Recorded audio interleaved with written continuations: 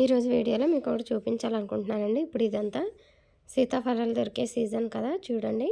సీతాఫలాలు తినేటప్పుడైతే ఒకసారి చూసుకొని అయితే తీసుకోండి. ఎందుకంటే పైకి చూడడానికి బాగానే ఉంటున్నాయి కానీ లోపల పురుగులు ఉంటున్నాయి. ఇదిగో చూడండి, ఇదైతే ఈ సీతాఫలంలో నుంచి వచ్చిన పురుగు.